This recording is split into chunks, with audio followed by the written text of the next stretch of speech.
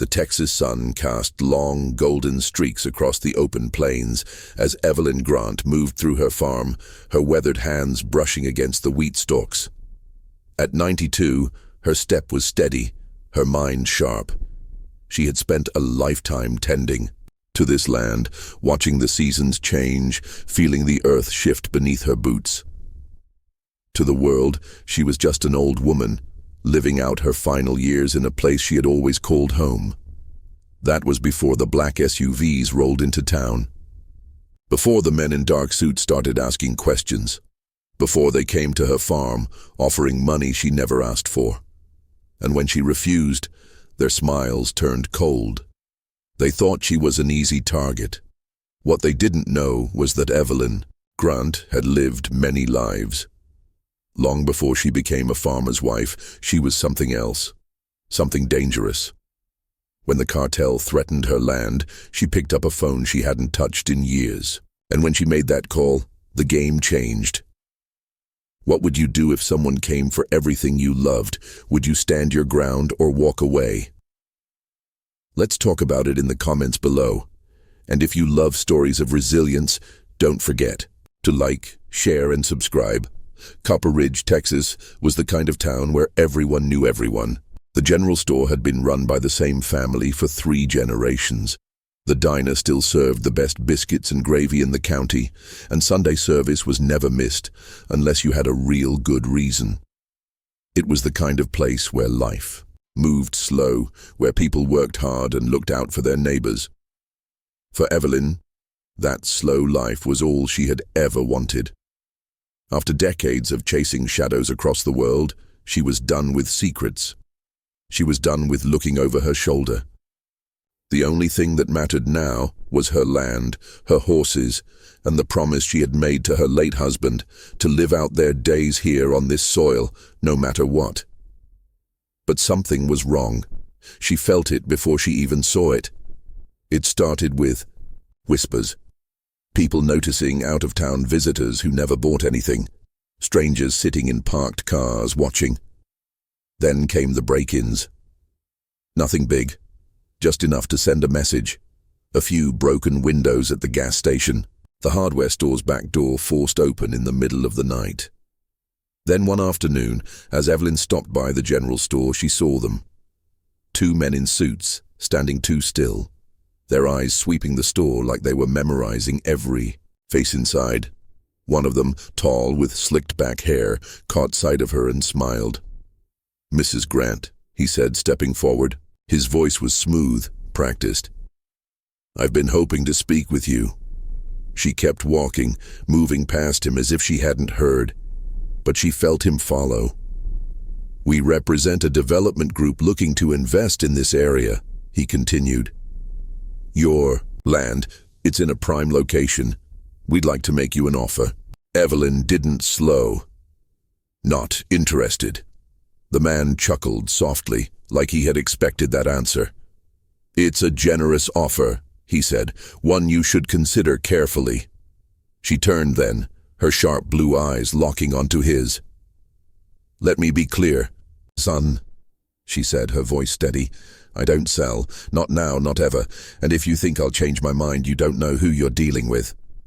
The man's smile faded just a fraction. "We'll be in touch," he said, and she knew then this wasn't over.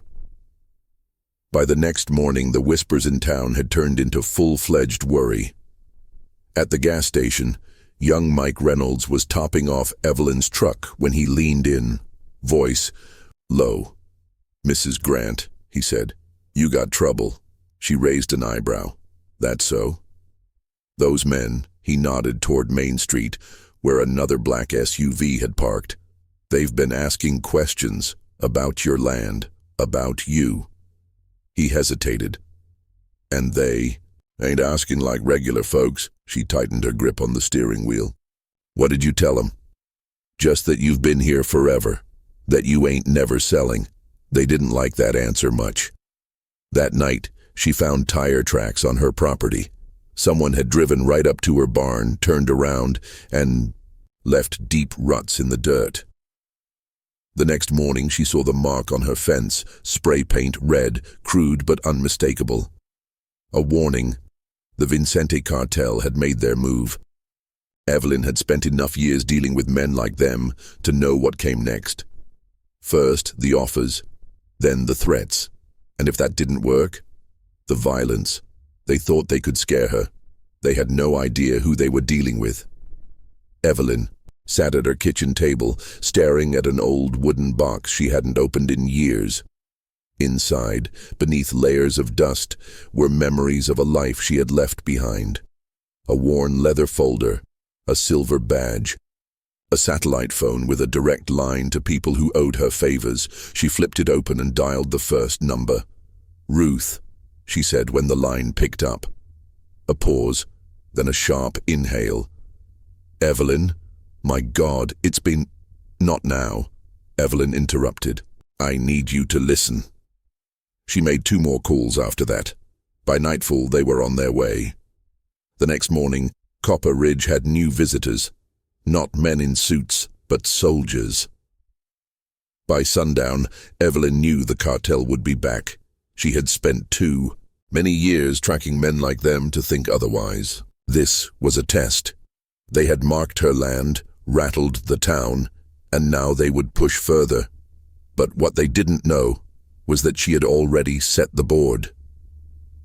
The first to arrive was Frank Dalton, a former Navy SEAL who had once pulled Evelyn out of a burning compound in Beirut. Now, at 68, he moved slower but carried the same deadly efficiency. He stepped out of a battered pickup truck like he belonged here, tipping his hat at Evelyn before walking up her porch steps. "Been a while," he said. "Not long enough," she replied. "You still any good?" He smirked. "You'll find out soon enough." By nightfall, 3 more men had joined them. All veterans, all ghosts from another life. They spread out, setting up defenses the way only professionals could. No one in town noticed them, but when the time came, the cartel would. Evelyn sat on her porch, her shotgun resting across her lap, waiting. The air was still, the kind of silence that only came before a storm. Then, she saw it. Headlights. 3 SUVs rolled down the dirt road toward her house. They moved slow, like they had all the time in the world. The lead vehicle stopped just outside the fence, its engine idling. The driver's side door opened, and a man stepped out. He was tall, dressed in dark jeans and a pressed button-down, his sleeves rolled up to reveal arms covered in ink. Tattoos that marked him as someone high up the chain, someone who didn't usually get his hands dirty. "Evelyn Grant," he called out, his voice smooth but carrying an unmistakable edge. "You're making things difficult." She didn't answer. She just watched. "You had your chance," he continued. "Now you're going to learn why no one says no to Vicente." The back doors opened. 5 men stepped out, each one armed. That's when the floodlights snapped on, bathing the yard in blinding white. The cartel soldiers froze. They had come expecting a scared old woman. What they got instead was a battlefield. From the shadows, Frank's men emerged, rifles aimed and ready. "You should have done your homework," Evelyn said, standing slowly. "You would have known I don't scare easy." The cartel leader's smirk faltered just a fraction. "This isn't over," he hissed. "No," she agreed. "It's just beginning." The SUVs peeled out, their tires kicking up dust. But they would be back, and next time, they wouldn't come just to talk. The next morning, Evelyn drove into town, her old truck rattling down the road. She wasn't one for speeches, but this wasn't just about her anymore. She pulled up outside Copper Ridge's only diner, where half the town had gathered. Conversations hushed when she stepped inside. "They're coming back," she said, loud enough for everyone to hear. Sheriff Michael Carter, a man who had spent 20 years upholding the law in a town where the law rarely needed upholding, leaned forward. "How soon?" "Soon," she said. "And they won't be asking this time." The silence that followed was heavy. These were hard-working people, good people, but they weren't soldiers. "They'll pick us apart," a rancher named Bill muttered. "We don't stand a chance." "You do if you stand together," she shot back. Eyes turned to her. "This is your town," she continued. "They want you scared. They want you to roll over and let them take what they want. But if you do that, what's next? What happens when they want your ranch, your store, your home?" She let the words settle. A long pause. Then Isabella Ruiz, the diner owner, stepped forward. "They burned down my cousin's place in El Paso," she said. "I won't let that happen here." One by one, heads nodded. "We're in," Sheriff Carter said. Evelyn gave a firm nod. They had one night to prepare. The storm came at midnight. This time they didn't roll in slow. This time they came for war. A convoy of 7 vehicles loaded with men, armed to the teeth. Evelyn stood on her porch, watching through night vision binoculars. "Here they come," she murmured into her radio. Across the town, positions were set. Men and women, shopkeepers, ranchers, mechanics, stood beside former Special Forces operatives waiting. The first SUV blew through the town's main street, heading straight for the diner. Then the lights cut out. Darkness swallowed Copper Ridge whole. A heartbeat later, gunfire erupted. Frank's team moved like ghosts, striking with precision.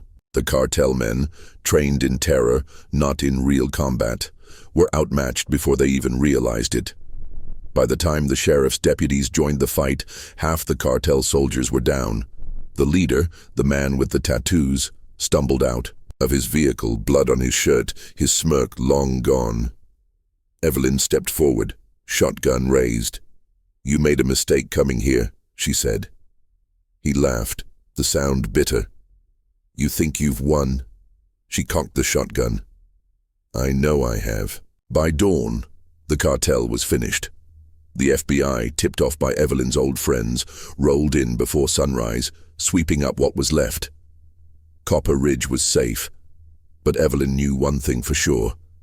This wasn't just a fight for land. This was a fight for something bigger, a fight for home. The sun rose over Copper Ridge, painting the town in shades of gold. Evelyn stood on her porch, looking out over the fields, her land, her home. She had fought for it, and she had won. But she knew that men like the Vincente cartel were never truly gone. Others would come. She would be ready. As she turned to go inside, she looked at the town beyond her fence. The people she had fought beside, they were ready too. Now let me ask you something.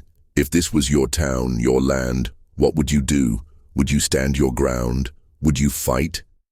Drop a yes in the comments if you would, and if you believe in standing up for what's right, hit that like button, share this story, and subscribe.